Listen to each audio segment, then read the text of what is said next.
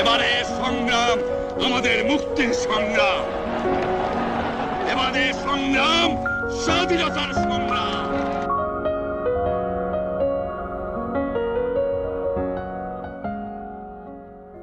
আমি ডক্টর নুরুন নবী। বাঙালির ইতিহাসের ক্রান্তিকালে আমার জন্ম এবং বেড়ে ওঠা। You know that I love my people and my people loves me. I'm ready to sacrifice everything for them, and naturally they will also sacrifice everything what I say.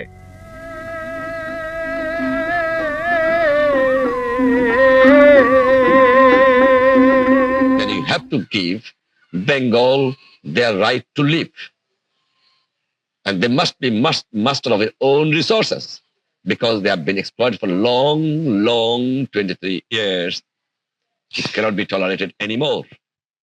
রাজনীতি মানেই ছিল ত্যাগ, এবং সেটার এক্সাম্পল ছিল বঙ্গবন্ধু। 13 বার যৌবনে jail খেটেছেন। I think I started going to jail in so-called Pakistan from 1948. Pakistan হওয়ার পরে তিনি বুঝতে পেরেছিলেন যে পাকিস্তানের রাষ্ট্রীয় কাঠামোতে বাঙালির স্বাধীনতা অর্জন হবে না। আমি যদি হুকুম দেবার নাও পারি, তোমরা বন্ধ করে দেবে।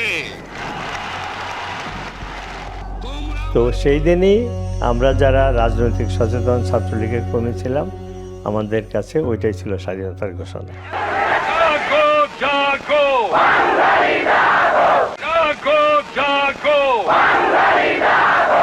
তিনি তার মস্তিষ্কে একটা রোড ম্যাপ তৈরি করেছেন। I want that 70 million people of my Bangladesh should be emancipated.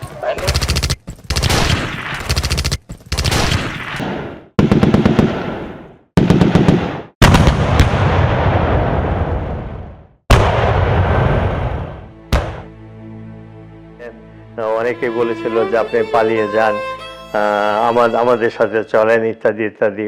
উনি সেটা শোনেন নাই। উনি পরবর্তীতে বলেছেন, আমি যদি পালিয়ে যেতাম তাহলে আমাকে খোঁজার জন্য ওরা ঢাকা শহর ধ্বংস করে দিত।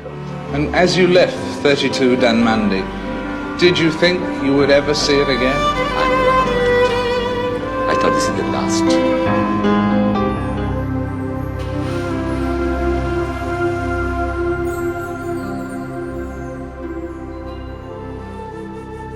এই মেয়েটির নাম রওশনারা। মাত্র 14 বছর বয়সে 7 মাসের গর্ভবতী। তাকে ঢাকার বাসা থেকে তুলে আর্মি ব্যারাকে নিয়ে যাওয়া হয়, যেখানে সে 3 মাস বন্দী ছিল। সে বলে যে এমন রাতও ছিল যখন প্রায় 30 জন সৈন্য তাকে পালাক্রমে ধর্ষণ করত। কিন্তু বঙ্গবন্ধু বলেছিলেন, আমার যদি মৃত্যুদণ্ড হয়, আমাকে আমার লাশটা যেন বাংলাদেশে পাঠানো হয়। আমি খালি একটা কথা বলেছিলাম, তোমরা যদি আমাকে মেরে ফেলে দাও আমার আপত্তি নাই, একটু পরে আমার লাশটা আমার বাঙালির কাছে দিয়ে দিও, এই একটা অনুরোধ তোমাদের ব্যবস্থা করো। তিনি রবীন্দ্রনাথের সেই বিখ্যাত উক্তি বললেন যে, বিশ্বকবি আপনি দেখে যান বাঙালিরা মানুষ হয়েছে। কবিগুরু রবীন্দ্রনাথ বলেছিলেন, 7 কোটি বাঙালির এবং জননী রেখেছ বাঙালি করে মানুষ করনি, আমার বাঙালি আজ মানুষ।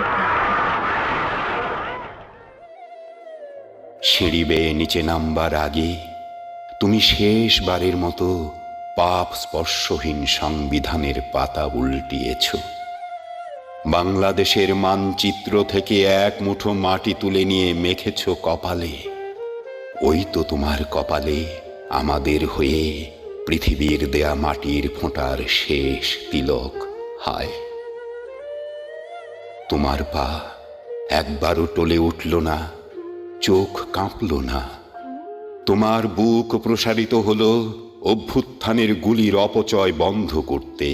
কেননা তুমি তো জানো, এক একটি গুলির মূল্য একজন কৃষকের একবেলার অন্নের চেয়ে বেশি। কেননা তুমি তো জানো, এক একটি গুলির মূল্য একজন শ্রমিকের এক বেলার সিনেমা দেখার আনন্দের চেয়ে বেশি।